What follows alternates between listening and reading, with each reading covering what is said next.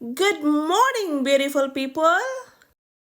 Today's vlog, magluluto na naman tayo guys ng another yummy recipe. So for the ingredients, we have our pork chop, we have our carrots, gagamit tayo ng konting kalamansi, and also we have our Singapore noodles, and our cabbage, our capsicum, we have our red onion, spring onion, garlic. We will use oyster sauce, black pepper, a little bit of salt, and vegeta. So this is so called crispy pork noodles recipe. Okay? So guys, ito yun guys.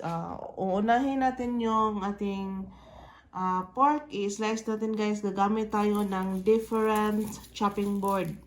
So yung board for our spices, hindi natin siya gagamitin para sa ating meats, okay?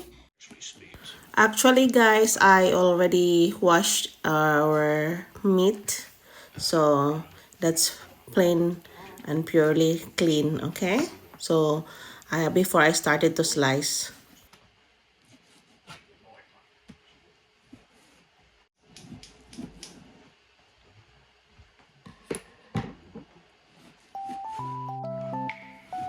Yes, copy please. I want copy.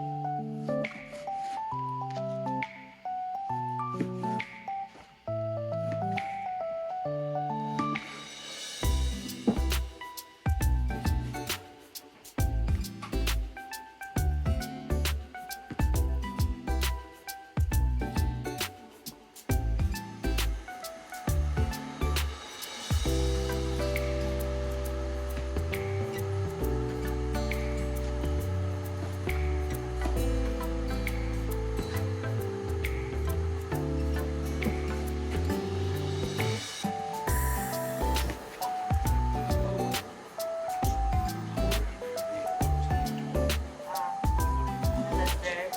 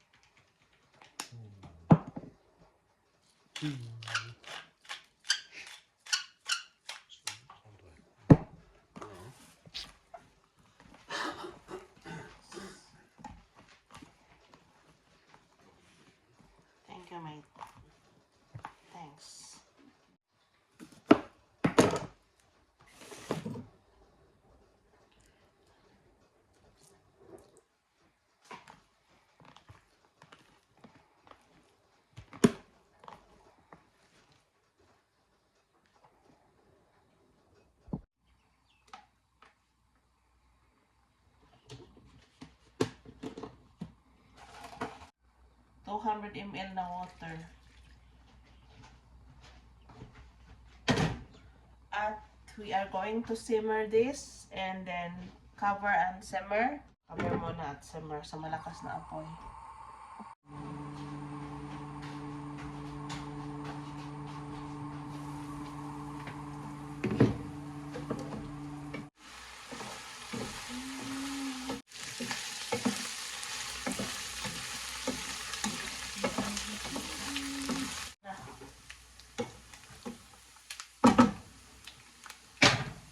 Ito na siya, ang ating crispy pork.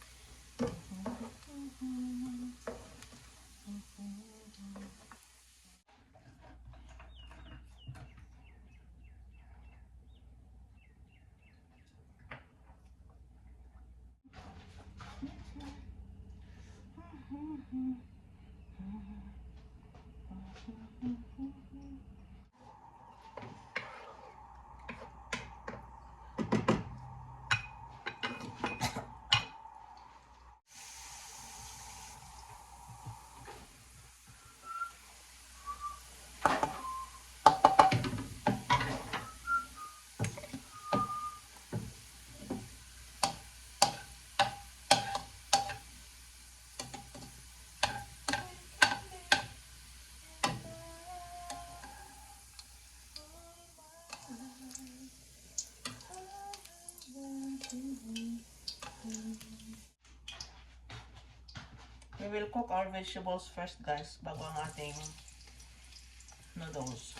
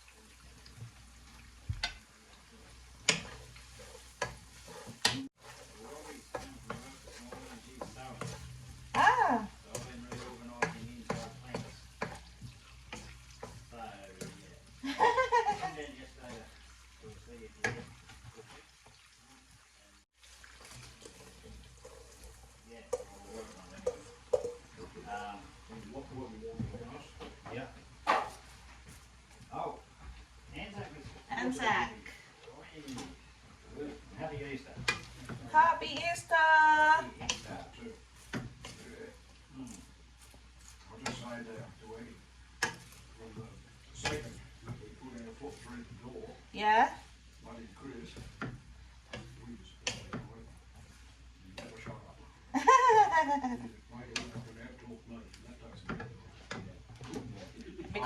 Because he is alone. So Just enjoys the company, I'd say. You know, his wife passed away. I feel sorry for him. What did he know? Shit, May.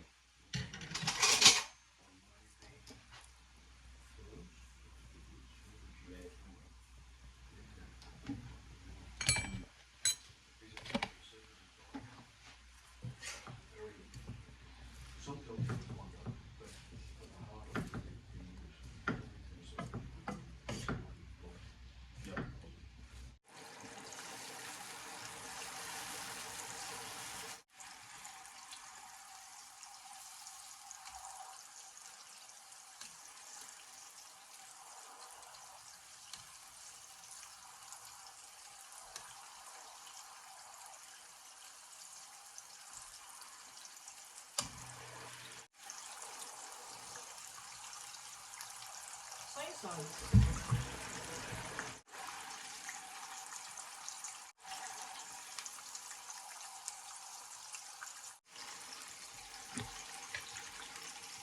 A little bit of vegeta. And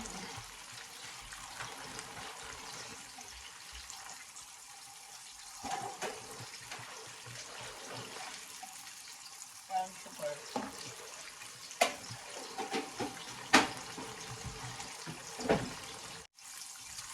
Parang itong ano guys, para itong super cute na pang pancit palabok.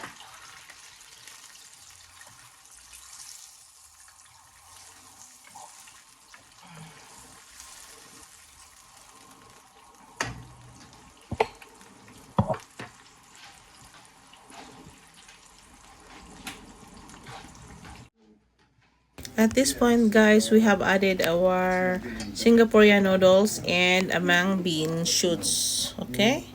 Then mix them together.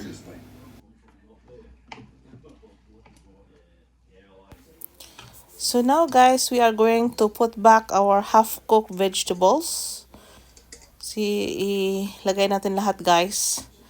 And mix.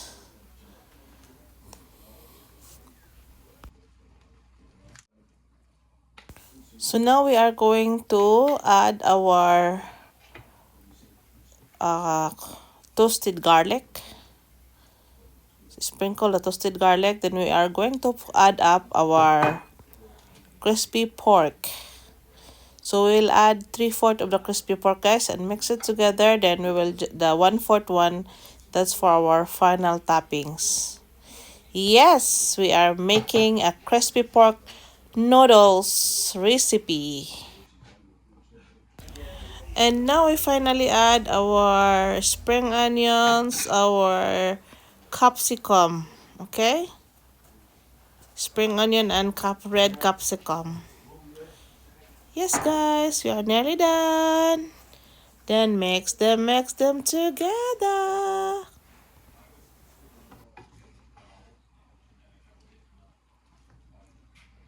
So this is now, guys, our crispy pork noodles. Crispy pork noodles, okay? Our final product, our crispy pork noodles. Thank you for watching, and if you haven't subscribed yet to my channel, Tess Home, please consider subscribing. Guys, this is so yummy. Thank you for watching from my kitchen to yours. Please share this one to your loved ones and friends. And I hope you learned something out of my preparation.